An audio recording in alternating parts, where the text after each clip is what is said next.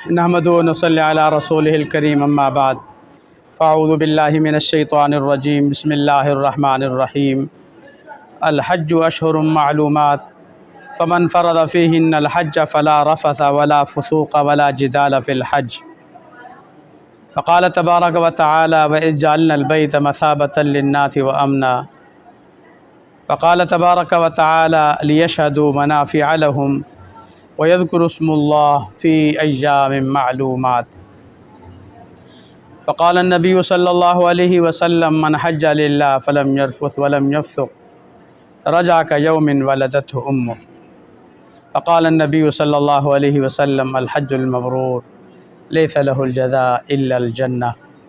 सदक़ल्लाहुल अलियुल अज़ीम व सदक़ रसूलुहुन नबियुल करीम व नहनु अला ज़ालिका लमिनश शाहिदीन व शाकिरीन वल्हम्दुलिल्लाहि रब्बिल आलमीन। यह हज्ज व ज़ियारत मुबारक हो तुमको, यह हज्ज व ज़ियारत मुबारक हो तुमको, मताए सआदत मुबारक हो तुमको। अज़ान सहर का हरम में वो मंज़र, अज़ान सहर का हरम में वो मंज़र, वो कैफ़े सिमाअत मुबारक हो तुमको। वो पी पी के ज़मज़म को सैराब होना, वो पी पी के ज़मज़म को सैराब होना, वो कौसर की लज़्ज़त मुबारक हो तुमको। मदीना की गलियों का दीदार करना, मदीना की गलियों का दीदार करना, वो दुनिया की जन्नत मुबारक हो तुमको। मेरे वाजिबुल एहतराम बुज़ुर्गों, दोस्तों, अज़ीज़ तलबाए किराम, जैसे ऊपर आवाज़ फिर जाएगी ना, ऊपर नहीं, सिर्फ इधर है आवाज़। हाँ जी, इस हाल में लगा हुआ है, नहीं फिर छोड़ दो, इसी तरह आवाज़ आ रही है ना, फिर छोड़ दो, इसको बंद कर दो।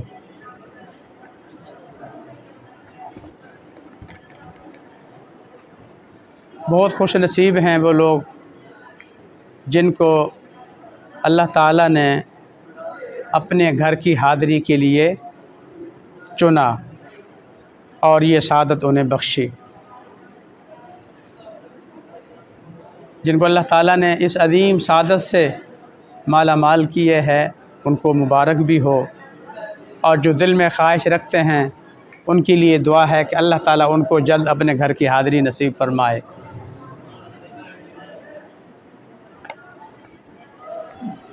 ज़ाहिर है कि आप जितने बड़े घर में जाते हैं उसके उतने बड़े आदाब भी होते हैं। आप अपने किसी आम दोस्त साथी के यहाँ जाते हैं तो चादर कंधे पे डाली, तैयारी की और चले गए। कपड़े कैसे हैं, जूते कैसे हैं, कैफियत कैसी है, कोई नहीं देखता। और ये दोस्त साथी के घर कौन सा कोई मसला है, जूता कैसा नहीं। अगर किसी बड़े दोस्त के यहाँ, किसी बड़े आदमी के यहाँ जाते हैं तो फिर आप पूरी तैयारी करते हैं कि जूता कैसा हो, कपड़े कैसे हों, टोपी कैसी हो, अमामा कैसा हो और वज़ाक़ता कैसी हो, पूरी तैयारी करके जाते हैं। मकसद यह है कि जिस जगह जाते हैं तो उसके शाजान शान तैयारी करके जाते हैं। तो इस दुनिया में सबसे बड़ी मुक़द्दस तरीन जगह, सबसे बड़ी अज़ीम जगह, सबसे ज़्यादा बड़ी जगह या मक्का मुकर्रमा है या मदीना मुनव्वरा है। यहाँ बैतुल्लाह शरीफ है तो वहाँ मस्जिद नबवी है। यहाँ फ़ीही आयातुम बय्यिनात, कदम कदम पे निशानियाँ निशानियाँ, अल्लाह की रहमतें बरकतें।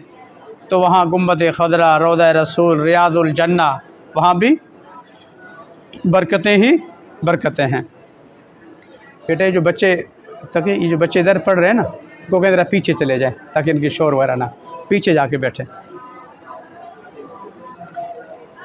तो इसलिए ये जो हज की तरबियती नशिस्त होती है उसका मकसद यही है कि हम इतने बड़े मुक़द्दस मकाम पे जा रहे हैं, इतने अज़ीम जगह पे जा रहे हैं, तो फिर हमें वहाँ जाने के आदाब, उसूल, ज़वाबित सीख के जाना चाहिए। क्योंकि ये मामूली जगह नहीं है, अहम तरीन जगह हैं, मुक़द्दस तरीन जगह हैं। जिस पाक धरती को अल्लाह ताला ने इमामुल अंबिया, सैयदुल अंबिया के लिए मुंतखब फरमाया, कि उनकी विलादत वहाँ हो, उनका बचपना वहाँ हो, उनकी जवानी वहाँ हो, उनको नबूवत वहाँ मिले, फिर नबूवत के मुबारक कदम जहाँ जहाँ पड़ें वो जगह वहाँ हों। तो इसी वजह से अल्लाह ने उन शहरों के हवाले से, बैतुल्लाह के मुक़द्दस की अज़मत के हवाले से फरमाया, ला उक़सिमु बिहाज़ल बलद व अंत हिल्लुम बिहाज़ल बलद, मुझे इस शहर की कसम, क्यों कि तू इस शहर का रहने वाला है। तो जिस शहर की अल्लाह कसमें खाए, जहाँ इमामुल अंबिया के मुबारक कदम पड़ें, जहाँ इमामुल अंबिया सजदे करें, जहाँ इमामुल अंबिया नमाज़ें पढ़ें, जहाँ इमामुल अंबिया सैयदुल अंबिया दुआएं मांगें, जहाँ इमामुल अंबिया सैयदुल अंबिया कदम ब कदम घर बगर जाके बस्ती बस्ती जाके दावत व तबलीग दे, तो उस मकाम की क्या अज़मत, क्या तक़द्दुस है। और फिर हज़रत इब्राहीम अलैहिस्सलातु वस्सलाम को अल्लाह ने इस पाक धरती के लिए कबूल फरमाया था। इतनी बड़ी अजीम क़ुरबानियों के बाद अल्लाह का हुक्म हुआ, अब आप मक्के चले जाएं, बैतुल्लाह की तामीर करें। उन्हीं की बरकत से आब ज़मज़म का वजूद आया, उन्हीं की बरकत से सफ़ा मरवा मिले, उन्हीं की बरकत से मिना, अरफ़ात, मुज़दलिफ़ा और दीगर इबादात मिली। और इसी तरह मौरख़ीन ने लिखा है, मैंने ये किताबों में बात पढ़ी थी कि भी वहाँ मक्का मुकर्रमा के मुख्तलिफ़ पहाड़ों के दामन में कोई 70-80 अम्बिया के क़ुबूर हैं। तो मेरे ख़्याल में आया कि वहाँ तो अम्बिया अलैहिस्सलातु वस्सलाम इतनी तशरीफ़ कभी नहीं लाए, वहाँ तो आप सल्लल्लाहु अलैहि वसल्लम बाकायदा उस इलाके के लिए, लोगों के लिए नबी बनाकर भेजे गए। तो हुज़ूर सल्लल्लाहु अलैहि वसल्लम इतनी 70-80 अम्बिया की कब्रें बन गई तो कैसे। तो फिर ये मेरे जहन में था, सोच में था, ख़्याल में था। तो चुनांचे एक किताब की, तारीख़ी किताब थी, उसका मैं मुताला कर रहा था, तो उसमें उसका जवाब मुझे मिला कि उसकी वजह ये थी कि अल्लाह ताला ने दुनिया के मुख्तलिफ़ इलाक़ों में, मुख्तलिफ़ अक़वाम में, मुख्तलिफ़ जगहों में अम्बिया अलैहिस्सलातु वस्सलाम को नबूवत देकर भेजा। एक वक़्त तक अम्बिया अलैहिस्सलातु वस्सलाम वहाँ दीन की दावत, दीन की तबलीग, दीन की मेहनत करते रहे। और उसके बाद जब वहाँ की कौम से मायूसी हो गई, अल्लाह की तरफ से फ़ैसला आया कि भी अब नबी और नबी के पैरोकार यहाँ से चले जाएं, इस बस्ती को, इस इलाके को अब हमने हलाक करना है। तो फिर इस मौके पे अल्लाह ताला ने अम्बिया जिनकी नबूवत का काम, ड्यूटी पूरी हो चुकी थी, तो उस मौके पे अल्लाह ने फरमाया अब आप यहाँ से मक्का चले जाएं, वहाँ जाएं, बैतुल्लाह के तवाफ़ करें, वहाँ जाए बैतुल्लाह में इबादत करें, अल्लाह की इबादत करें, दुआएं करें। तो इसी तरह फिर उन्होंने ज़िंदगी के आखिरी अय्याम, साल, 2 साल, 5 साल, 10 साल, जितनी भी उनकी ज़िंदगी थी, वो फिर उन्हें मक्का में गुजारी, इबादत में गुजारी, और वहीं फिर फौत हो गए, और वहीं मक्का के पहाड़ों में उनकी कब्रें बनी। तो इस वजह से एक नबी नहीं, 2 नबी, सैकड़ों अम्बिया अलैहिस्सलातु वस्सलाम ने हज भी की है, लेकिन सैकड़ों अम्बिया के वहाँ कब्रें भी मौजूद हैं। कुछ की मिना में हैं, ख़ुद मिना की जो मस्जिद है, मस्जिद खैफ, जहाँ पे आप सल्लम का खैमा लगा था, तो उस इलाके के मुतालिक है, रिवायात में, तारीख़ में लिखा है कि 70 अम्बिया की कब्रें वहाँ भी हैं। जबल खंदमा जो बैतुल्लाह के बिल्कुल करीब पहाड़ी है, उसके दामन में भी हैं कोई 75 और 74 अम्बिया किराम की कब्रें। तो ये अम्बिया की कब्रें यहाँ क्यों बनी, उसकी वजह ये बनी। तो बार अर्ज़ करने का मकसद ये है कि अल्लाह ताला ने जब हरमैन शरीफैन की हाज़िरी के लिए सादत बख्शी, तो फिर उसके मुताबिक उसके आदाब का लिहाज रखना, ख्याल रखना ये ज़रूरी है। हज़रत इब्न अब्बास रज़ियल्लाहु ताला अन्हु फरमाया करते थे कि हरम से बाहर अगर मुझसे 100 गुनाह हो जाएं तो मुझे उसकी परवाह नहीं, मगर हरम के अंदर मुझसे 1 गुनाह हो, ये मुझे बर्दाश्त नहीं। वो हजरात जो गुनाह करते नहीं थे, गुनाहों से हत्तल इम्कान दूर रहते थे, गुनाहों से हत्तल इम्कान बचते थे, लेकिन वो हरम के तक़द्दुस और हरम के एहतराम में ये इरशाद फरमा रहे हैं कि हरम का एहतराम इस कदर है, ये तो बहुत तेज़ आवाज़ नहीं हो रही,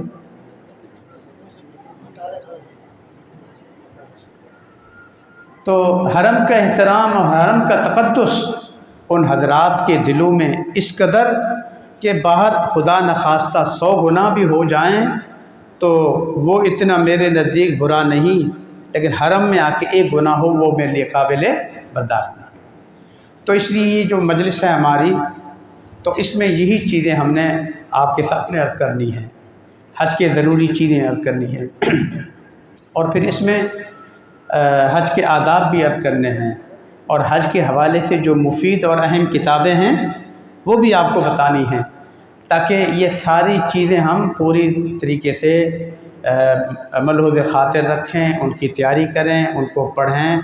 और मेरी राय ये भी होती है कि जाने से पहले कम से कम 2-3 जगह से या 2-3 बार हज की तरबियती लेक्चर और क्लास लेने चाहिए, फिर जाके ये हज के मसाइल और हज की ये चीज़ें समझ आती हैं।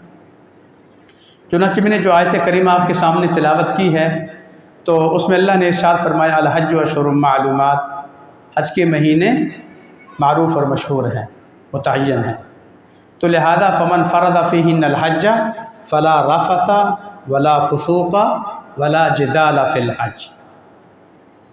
अगर हज करने जा रहे हो तो हज का एहतराम है और हरम का एहतराम है, मक्के का एहतराम है, बैतुल्लाह का एहतराम है।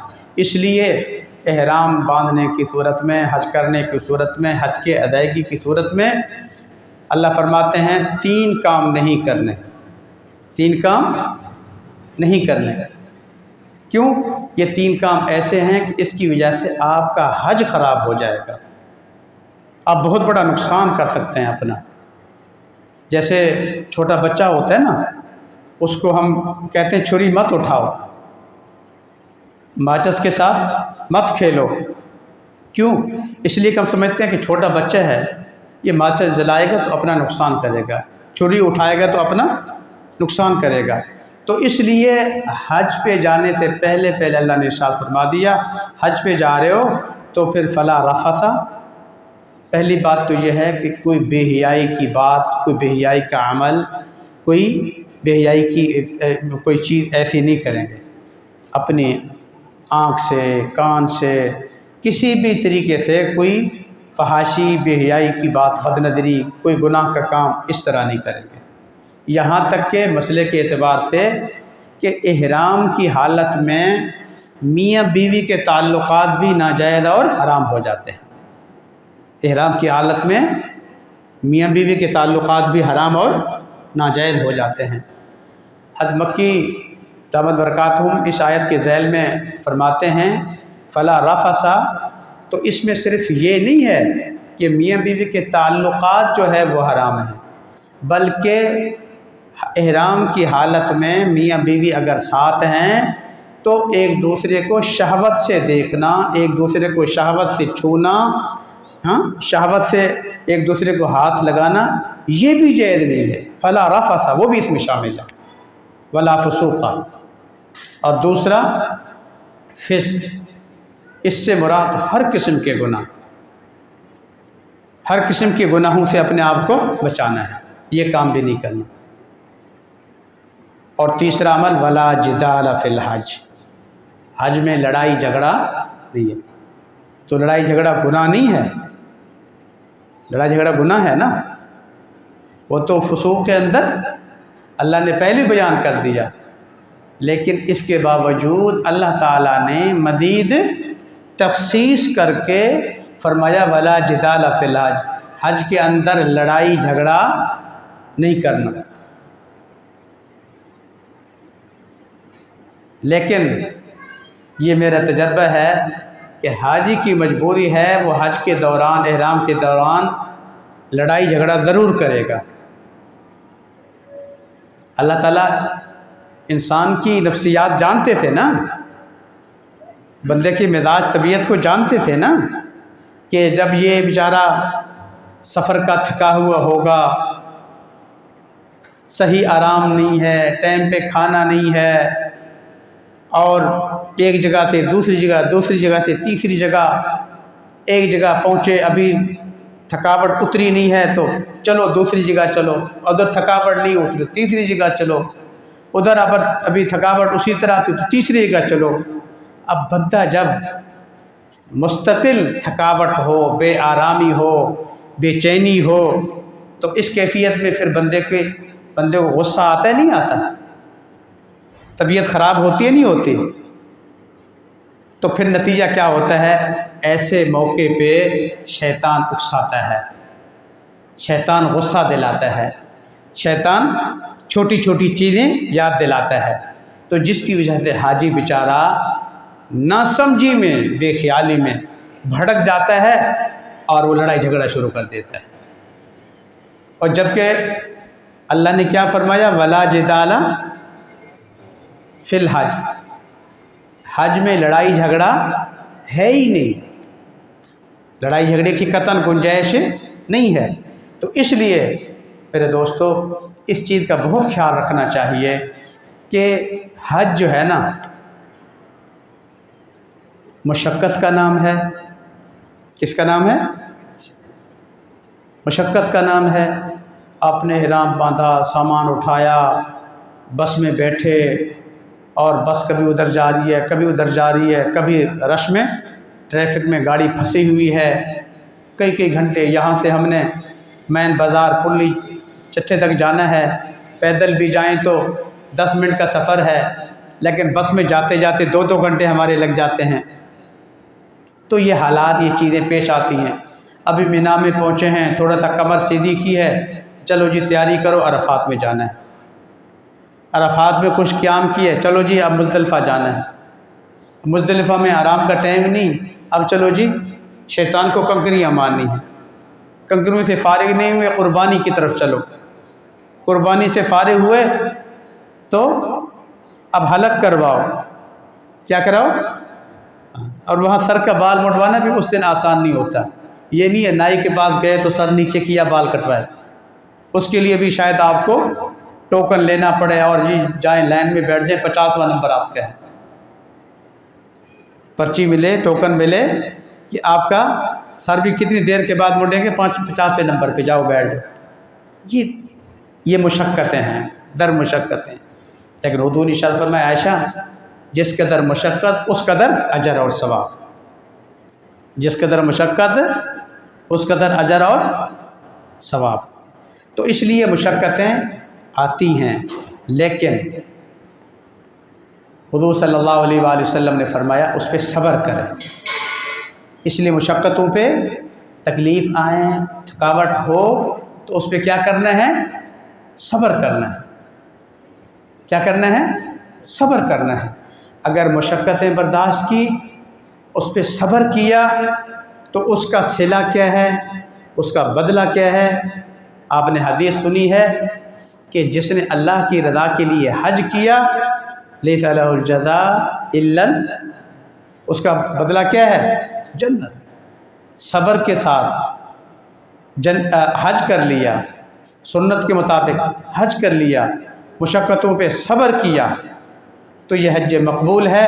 और हज मकबूल और हज मबरूर का बदला क्या है? जन्नत है। और फिर इस हज मबरूर की इस दुनिया में अलामत क्या होती है कि हाजी की ज़िंदगी बदल जाती है। हाजी की ज़िंदगी बदल जाती है। आपने देखा होगा बहुत सारे लोग हज करके आते हैं तो वापसी के बाद माशाअल्लाह उनकी ज़िंदगियां बिल्कुल बदल जाती हैं।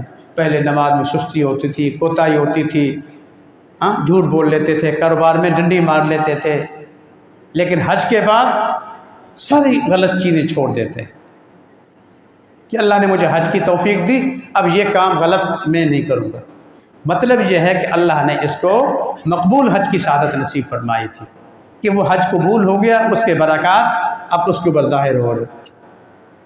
दूसरी तरफ अल्लाह माफ़ फरमाए, ऐसा भी होता है कि हमारे हाजी हजरात जाते वक़्त जो है बगल में छुरी लेके जाते हैं और वापसी में छुरा लेके आते हैं। जाते हुए बगल में क्या है? छुरी, और वापसी में बगल में छुरा। अब हाजी साहब है ना जी, झूठ भी बोलेगा तो लोग यकीन करेंगे, झूठ भी बोलेगा तो लोग यकीन कर लेते हैं। पहले नमाज की पाबंदी थी या टूटा फूटा पढ़ लेता था, अब नमाज़ों की भी छुट्टी। वो एक आदमी हज पे गया ना, 2-4 महीने उधर रहा, हज किया, उसके बाद वापस आया तो नमाज छोड़ दी, नमाज छोड़ दी। अल्लाह के बंदे, तो अल्लाह के घर से आया है, नमाज क्यों नहीं पढ़ता? कहता है उधर हरम में एक नेकी 1 लाख के बराबर है, एक नमाज 1 लाख नमाज के बराबर था। मैंने वहाँ इतनी नमाज़ें पढ़ी हैं कि अगली नमाज़ें भी मैं पढ़ के आ गया हूँ। तो अल्लाह माफ़ फरमाए, लोग फिर इस तरह की बातें करके अपने ईमान को भी ख़राब करते हैं। तो इसलिए मकबूल हज, मबरूर हज सब्र के साथ करने का नाम है, बर्दाश्त करने का। उसमें फिस्क ना हो, फजूर ना हो, उसमें लड़ाई और झगड़ा ना हो, तो इस हज का बदला फिर जन्नत है। तो इसलिए उन मकामात का एहतराम, तक़द्दुस, आदाब, इन चीज़ों का जितना ख्याल करेंगे उतनी ही अल्लाह ताला फिर वहाँ ज़ौक़ और शौक़ के इबादत करने की तौफ़ीक़ अता फ़रमाएँगे। वैसे तो हज के हवाले से फ़ज़ाइल उलमा ने बहुत ज़्यादा लिखे हैं, लेकिन अब वक्त मुख्तसर है, बहुत सारी चीज़ें हमने डिस्कस करनी हैं। मैं मुख्तसर चीज़ें बयान करूँगा ताकि थोड़ी थोड़ी चीज़ें आप तक पहुँच जाएँ। मिसाल के तौर पे रोज़ा रसूल के हवाले से हुज़ूर ने इरशाद फरमाया, मन ज़ारा क़ब्री वजबत लहू शफ़ाअती, जिस खुश नसीब सादतमंद ने मेरे क़ब्र मुबारक की ज़ियारत की तो क़यामत के दिन मुझ पे उसकी शफ़ाअत वाजिब हो गई। हम में से हर मुसलमान की ख्वाहिश होती है कि अल्लाह कल क़यामत के दिन आका हुज़ूर सरवर कौनैन सल्लल्लाहु अलैहि वसल्लम की हमें शफ़ाअत नसीब हो जाए, है ना हम सब की ख्वाहिश। लेकिन जिसने हुज़ूर की रौज़ा मुबारक की ज़ियारत की, हाज़िरी की, उसके लिए हुज़ूर ने वादा फरमा लिया, अपने ज़िम्मे वाजिब कर लिया कि तेरी शफ़ाअत मुझ पे वाजिब हो गई। और हुज़ूर सल्लल्लाहु अलैहि वसल्लम ने क्या इरशाद फरमाया, मा बैन बैती व मिंबरी रौज़तुम मिन रियाज़िल जन्नह व मिंबरी अला हौदी। हुज़ूर सल्लल्लाहु अलैहि वसल्लम का घर दाएं तरफ है, यहाँ मिंबर है। हुज़ूर ने अपने घर को इशारा किया कि वो मेरा घर है और ये मेरा मिंबर है। मा बैन बैती व मिंबरी, मेरे घर से लेकर मेरे मिंबर तक ये जो बीच का हिस्सा है, ये क्या है? रौज़तुम मिन रियाज़िल, जन्नत के टुकड़ों में से एक टुकड़ा है। ये ज़मीन का टुकड़ा क्या है? जन्नत का बगीचा है, जन्नत का टुकड़ा है। इसलिए उलमा फरमाते हैं जब अल्लाह ताला रियाज़ुल जन्नह में जाने की तौफ़ीक़ अता फ़रमाए तो उस वक़्त दुआ करते हुए अल्लाह मियाँ से कहें, या अल्लाह तेरे हबीब ने इसको फरमाया ये जन्नत का टुकड़ा है, ये क्या है? जन्नत का, तो मैं जन्नत में आ गया हूँ। और जन्नत के मुताल्लिक़ या अल्लाह तेरा वादा है, वलकुम फ़ीहा मा तश्तही अनफुसुकुम वलकुम फ़ीहा मा तद्दऊन, जो तुम चाहोगे मिलेगा, जो तुम मांगोगे वो मिलेगा। या अल्लाह अब मैं जो दुआएं करूं, हाँ, अपने हबीब के कौल के सदक़े, अपनी बात के कौल के सदक़े मेरी हर दुआ को अपनी बारगाह में कबूल फरमा। इस यकीन के साथ वहाँ जाके बंदा जब दुआ करेगा, इंशाअल्लाह वो अपने चेहरे पे हाथ बाद में फेरेगा, उसकी दुआ पहले कबूल हो जाएगी। लेकिन उसके लिए ईमान और यकीन चाहिए, कामिल ईमान और कामिल यकीन। आखिर में कामिल ईमान और कामिल यकीन, ठीक। और इसी तरह मदीना मुनव्वरा में क़याम के दौरान बहुत अदब और एहतराम से रहना है। आपने उलमा के वाक़यात, सहाबा किराम के वाक़यात, ख़ुद कुरान करीम की आयत, या अय्युहल्लज़ीना आमनू ला तरफ़अू अस्वातकुम फ़ौक़ सौतिन नबी वला तजहरू लहू बिलक़ौल, ठीक है। या अय्युहल्लज़ीना आमनू ला तुक़द्दिमू बैन यदैल्लाहि व, सारी चीज़ें आपने पढ़ी हुई हैं, सुनी हुई, कि वहाँ आपकी आवाज़ बुलंद नहीं होनी चाहिए, चलते हुए आपके कदम ज़्यादा नहीं उठनी चाहिए, आपकी आवाज़ वहाँ बुलंद नहीं होनी चाहिए। क्यों? अदब की जगह है, एहतराम की जगह है, तक़द्दुस की जगह है। वो जगह है जहाँ हज़रत जिब्रील अलैहिस्सलाम भी तशरीफ़ लाते थे तो कैसे बैठते थे? हुज़ूर के सामने दो ज़ानू होकर बैठते थे, दो ज़ानू होकर बैठते थे। अम्मी आयशा सिद्दीक़ा रज़ियल्लाहु ताला अन्हा के हवाले से है कि उन्होंने देखा कि कोई आदमी जो है वो दीवार पे या किसी चीज़ पे कील ठोक रहे थे, थोड़ी सी ठक ठक की आवाज़ें आ रही थी, तो फ़ौरन पैगाम भिजवाया कि यहाँ आप सल्लल्लाहु अलैहि वसल्लम आराम फरमा रहे हैं और उस वक़्त हुज़ूर का आपका इस दुनिया से इंतकाल हो चुका था, इस दुनिया से इंतकाल हो चुका था। उसके बाद की बात है कि रौज़ा रसूल में आप आराम फरमा रहे हैं और तुम यहाँ ये ठक ठक की आवाज़ें ख़त्म करो ये चीज़। हज़रत उमर रज़ियल्लाहु तआला अन्हु के मुतालिक है, उन्होंने हज़रत इब्न अब्बास के हवाले से और सहाबा किराम के वाक़यात बहुत सारे मिलते हैं कि मस्जिद नबवी में, उस जगह में आसपास में कोई भी छोटी मोटी बेअदबी, गुफ्तगू, बातचीत किसी भी तरीके से होती तो उसको बर्दाश्त नहीं करते थे। एक बद्दू ज़रा ज़ोर ज़ोर से बातें कर रहा था तो हज़रत उमर तशरीफ़ लाए, पूछा कि ये कौन है? किसी ने बताया कि ये बाहर से आया बद्दू है, देहाती। तो फरमाया कि बस तुम्हारे साथ मैं रियायत करता हूँ कि तुम्हें मालूम नहीं है इस जगह का तक़द्दुस क्या है। अगर तुम मदीने के होते और तुम्हें पता था कि तुम कहाँ हो और तुम इस तरह शोर शगब और ज़ोर से बातें कर रहे होते तो मैं तुम्हें यहाँ से निकाल देता, बाद रिवायात में मैं तुम्हारा सर कलम कर देता। तुम्हारा बहुत अदब एहतराम। और इसी तरह आप सल्लल्लाहु अलैहि वसल्लम ने हरम पाक के हवाले से भी बहुत ज़्यादा फ़ज़ाइल इरशाद फरमाए हैं। चुनाचे हज के हवाले से इरशाद फरमाया कि क़यामत के दिन अल्लाह ताला हाफ़िज़ कुरान को ये सादत बख्शेंगे कि अपने ख़ानदान फैमिली में से 10 बंदों की शफ़ाअत करो, जो जहन्नम की में जा रहे थे वो जन्नत में जाने वाले बन जाएंगे, उलमा को सादत मिलेगी और हर नेक अमल करने वाले को शफ़ाअत की सादत बख्शी जाएगी। और हाजी के हवाले से है कि जिसने अल्लाह की रज़ा के लिए ये मकबूल मबरूर हज किया, उसको कहा जाएगा कि अपनी फैमिली ख़ानदान में से 400 लोगों को तुम्हारे हक़ में शफ़ी होने की तुम्हें इजाज़त दी गई है। 400 लोगों की शफ़ाअत करो, उनको जन्नत में ले जाओ। और बाद रिवायात में 400 लोग नहीं, बाद रिवायात में 400 घराने भी हैं। 400 घराने, घर और घराना समझते हैं ना, 400 आदमी से मुराद 400 लोग और 400 घराने का मतलब 400 फैमिलियाँ। एक घर में 5 बनते हैं, 10 बनते हैं, वो सब उसमें एक में शामिल हो जाएंगे। और आप सल्लल्लाहु अलैहि वसल्लम ने फरमाया कि जब तुम वहाँ अल्लाह के घर में तवाफ़ करते हो, नफली तवाफ़ है, सुन्नत तवाफ़ है, वाजिब तवाफ़ है, फ़र्ज़ तवाफ़ है, कोई भी तवाफ़ है, कोई भी तवाफ़ है, जब तुम तवाफ़ करते हो तो हर हर कदम पर 70 नेकियाँ मिलती हैं। कितनी नेकियाँ मिलती हैं? 70 नेकियाँ। और हुज़ूर ने इरशाद फरमाया हरम के अंदर जो भी नेकी होगी, अल्लाह की तरफ से ये हुक्म है कि हर नेकी को ज़रब दिया जाए कि कितने से? 1 लाख से। कितने से? 1 लाख से। और वहाँ यानी वहाँ जाके आप एक कुरान करीम ख़त्म करेंगे तो अजर कितना मिलेगा? 1 लाख ख़त्म कुरान करीम का। एक नमाज़ पढ़ेंगे तो अजर कितनी नमाज़ों का मिलेगा? 1 लाख नमाज़ों का मिलेगा। एक रोज़ा वहाँ जाके रखेंगे तो कितने रोज़ों का अजर मिलेगा? 1 लाख रोज़ों का अजर मिलेगा। 1 रुपया वहाँ सदका करेंगे तो कितना अजर मिलेगा? 1 लाख रुपया सदका करने का अजर मिलेगा। और फिर हुज़ूर ने इरशाद फरमाया कि जो आदमी सवारी पे हज करता है, किस पे हज करता है? सवारी पे, बस पे, मोटरसाइकिल पे, कार पे, मिना जा रहा है, अरफात जा रहा है, मुज़दलिफ़ा जा रहा है, सवारी पे जा रहा है, तो हर हर कदम पर 70 नेकियाँ। हर हर कदम पर कितनी नेकियाँ?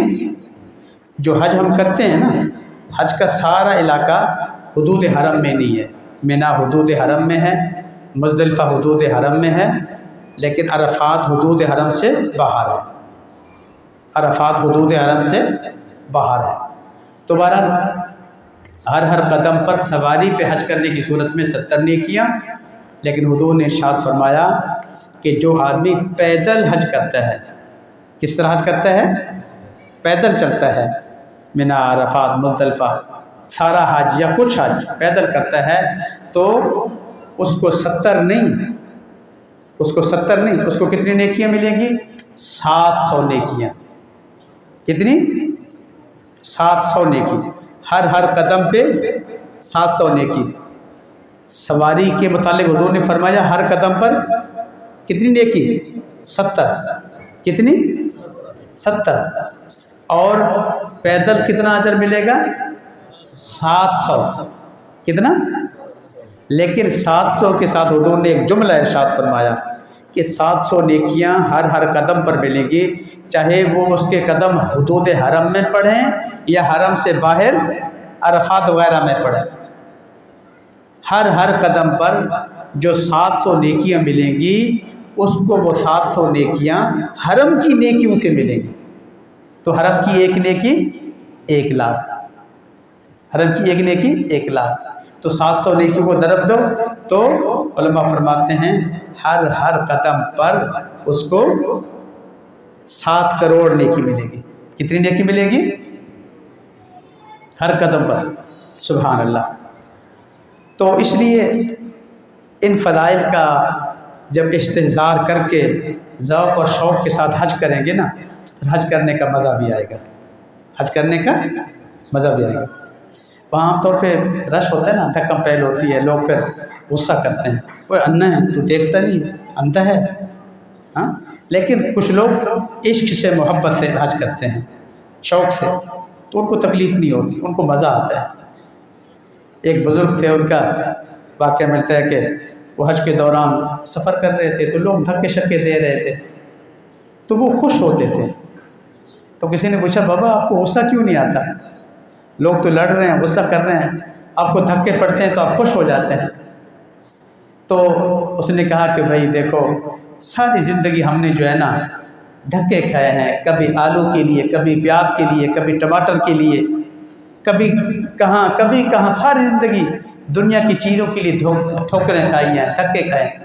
आज जो है अल्लाह के लिए, अल्लाह की मोहब्बत में ठोकरें लग रही हैं तो मुझे मज़ा आ रहा है। मुझे क्या आ रहा है? हाँ, अल्लाह की मोहब्बत। और फिर आपको एक चीज़ बताऊं, नमाज कैसी इबादत है? खुशू खुदू वाली इबादत है। नमाज कौन सी इबादत है? खुशू खुदू। आपने हाथ बड़े अदब से उठाए, अदब से बांधे, रुकू में गए और आजदी, सजदे में गए तो आजदी की इंतहा, आजदी हो। लेकिन जो हज की इबादत है ना, हज की जो इबादत है वो आजदी इंकिसारी वाली इबादत नहीं है, वो इश्क और मोहब्बत वाली इबादत है। कैसी इबादत है? इश्क और मोहब्बत वाली इबादत है। अल्लाह ये चाहते हैं कि तुम मुझसे अपनी मोहब्बत का, अपने इश्क का इजहार करो। नतीजा क्या है? अल्लाह ताला ने कहा कि अगर मेरी मोहब्बत में मेरे घर आ रहे हो ना तो फिर मलंग बन के आओ। ये कपड़े, ये ठाट बाट, ये सारी चीज़ें ख़त्म कर दो। एक चादर नीचे बांधो, एक चादर ऊपर डालो, सर नंगा, ना कंघी करने की इजाज़त, ना तेल लगाने की इजाज़त, ना खुशबू लगाने की इजाज़त, ना नाखून काटने की। जो किसी की मोहब्बत में, इश्क में गिरफ्तार हो, उसको अपने कपड़ों का, जूतों का, नाखून का, बालों का कुछ पता होता है? उसको नहीं पता होता।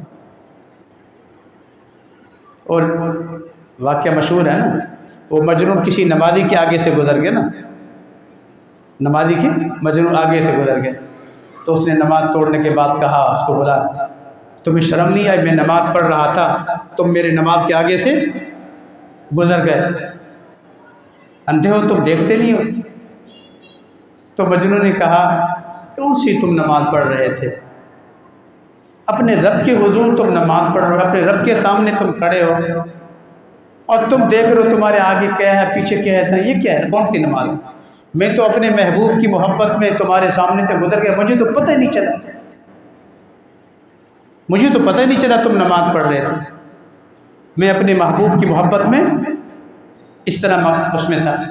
तो हज की इबादत इश्क की इबादत है, इसलिए अल्लाह ने कपड़े उतरवा दिए, जूते आम रूटीन के नहीं पहन सकते, खुशबू तेल कुछ भी नहीं कर, मलम बन के। अब अल्लाह की मोहब्बत में अल्लाह के घर के तवाफ़ कर रहे हो। क्या कर रहे हो? क्या कर रहे हो? तवाफ़ कर रहे हो। तवाफ़, ये तवाफ़ किसके लिए कर रहे हैं?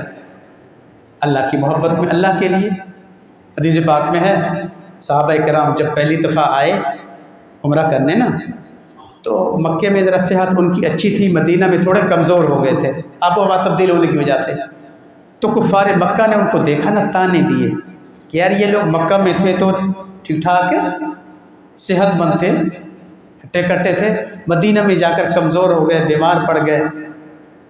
और पहले मदीना की आबो हवा में बीमारी थी, इसलिए मदीने का नाम था यसरब। मदीने का नाम क्या था? बुखार वाला माँ। ये जगह कैसी है? बुखार वाली। आबो हवा ये कैसा है? हर बंदा जाके बीमार हो जाता था। फिर हुजूर ने दुआ फरमाई थी, एक तो फरमाया कि आज के बाद इसका नाम यसरब नहीं, इसका नाम मदीना है, यसरब ख़त्म। और फिर बुखार को मुखातब करके क्या फरमाया? यहाँ से निकलो, मदीना कूच करो, जाओ जोफ़ा में और जंगलों में, पहाड़ों में, उधर जाके रहो, इधर तुम्हें रहने की इजाज़त नहीं। और अब वो उसने जोफ़ा में डेरे आज भी डाले हुए, जो वहाँ रहता है उसको किसी न किसी दर्जे में बुखार रहता है। तो सहाबा थोड़े कमज़ोर हो गए थे, तवाफ़ कर रहे थे, तो कुफ़ार ने जब ताना दिया ना कि ये कमज़ोर हो गए हैं, तो उस वक़्त अल्लाह ताला को ये बात नागवार गुजरी कि मेरे महबूब को, मेरे मोहब्बत करने वालों को ये ताना क्यों दिया जा रहा है। और तवाफ़ में चूँकि ये कंधा क्या होता है? खुला हुआ होता है। ये कंधा क्या होता है? खुला हुआ होता है, चादर नीचे से हम निकालते हैं। तो अल्लाह की तरफ से हुक्म आया कि अपने सहाबा को कह दें अब तवाफ़ करते हुए थोड़ा अकड़ अकड़ के चलें। हालांकि तकब्बुर करना क्या है? हराम है, लेकिन ये तकब्बुर किसके लिए है? अल्लाह के लिए। और कुफ़ार को, अल्लाह के दुश्मनों को चिढ़ाने के लिए, गुस्सा दिलाने के लिए। तो वो गुस्सा दिलाना, वो तकब्बुर करना भी इबादत अल्लाह ने। तो अगर उस ज़ौक़ से, शौक़ से हज करेंगे ना, तो फिर इंशाअल्लाह उस हज के अंदर वो ज़ौक़, वो शौक़, वो मोहब्बत पैदा होगी कि जिसके एक एक अमल में मज़ा आएगा। एक एक अमल में क्या आएगा? मज़ा आएगा। अच्छा भाई, थोड़ी देर ज़रा तलबिया पढ़ लें। तलबिया आती है आप सबको? हाजी का तराना क्या है? तलबिया। हाजी का तराना क्या है? तलबिया। तलबिया पढ़ने का तरीका ये है कि उसको जब भी पढ़ेंगे 3 दफ़ा पढ़ेंगे। कितनी दफ़ा पढ़ेंगे? और जब भी पढ़ेंगे 4 सांस में पढ़ेंगे। कितनी सांस में? 4 सांस में। और कितनी दफ़ा? हाँ। और अल्फाज ठीक होने चाहिए, उसका तलफ़्फ़ुज़ ठीक होना चाहिए। नंबर 2, उसका मफ़हूम दिल दिमाग में होना चाहिए कि मैं कह क्या रहा हूँ अल्लाह मियाँ से। लब्बैक अल्लाहुम्मा लब्बैक, मैं हाजिर मौला, मैं हाजिर। लब्बैक ला शरीक लक वला, मैं हाजिर, तेरा कोई शरीक नहीं। इन्नल हम्दा व निअमत लक वल मुल्क, सारी तारीफ़ें, सारी नेमतें और दुनिया जहाँ की सारी सल्तनत और बादशाहत किसके लिए? सिर्फ तेरे लिए। ला शरीक लक, तेरी तारीफ़ में, तेरी नेमतों में, तेरी अज़मतों में, तेरे कुदरतों में, तेरे शान में, तेरे मकाम में तेरा कोई शरीक नहीं। ये सोच के कि अल्लाह दुनिया में बहुत है। अब हैं हम लोग, कोई दरबारों में जाके चक्कर लगाते हैं, मन्नत मानते हैं, हाँ, नियाज़ मानते हैं, शिर्क करते हैं। और कुछ लोग जो है, हमने अपनी दुकानों को, अपने कारोबार को, उनको भी हमने खुदा बना लिया है। अल्लाहु अकबर, अल्लाहु अकबर की सदा आती है, हय्या अलस सलाह, हय्या अल फलाह की सदा आती है, इसके बावजूद दुकान नहीं छोड़ते। इसका मतलब यह है कि अल्लाह का नाम बड़ा नहीं, मेरी दुकान बड़ी है। अस्तग़फिरुल्लाह। हमारा अकीदा ये है, ये गलत है। तो इसलिए अल्लाह फरमाते हैं अब तुमने जब एहराम बांधा, अब हज का तराना ये पढ़ो। और इसकी फजीलत ये है, हुज़ूर फरमाते हैं जब तुम इसको पढ़ के चलते हो ना, चलते हो पढ़ते हुए, तो आपके दाएं बाएं दरख्त हैं, पहाड़ हैं, खाक है, मट्टी है, कीड़े मकोड़े, दुनिया की कोई भी मखलूक है तुम्हारे साथ, वो भी तलबिया पढ़ना शुरू कर देते हैं।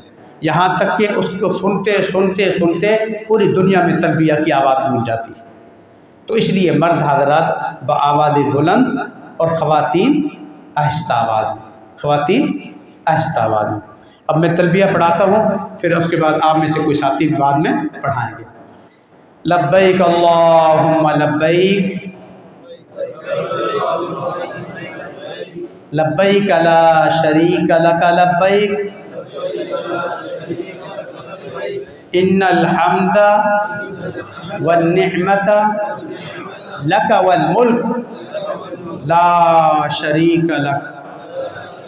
लब्बैक अल्लाहुम्मा लब्बैक, लब्बैक ला शरीक लक लब्बैक, इन्नल हम्दा वन निअमता लक वल मुल्क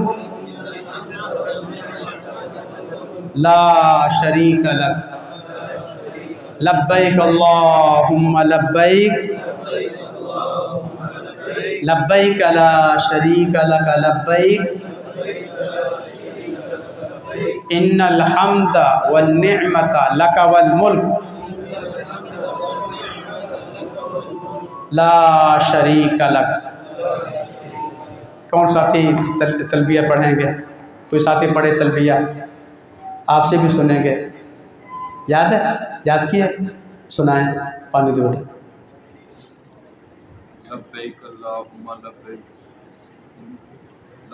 लब्बैक ला शरीक लक लब्बैक,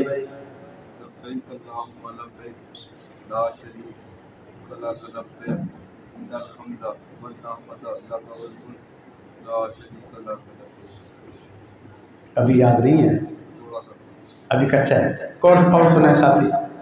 तलबिया सुनाओ एक कोई साथी।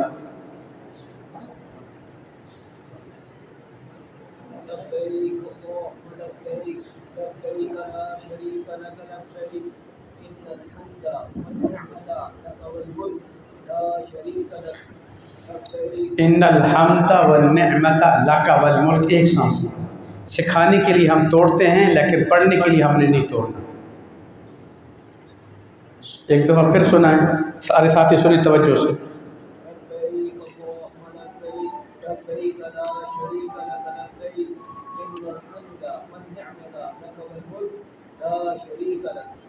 ठीक है, और कोई साथी सुनाएंगे?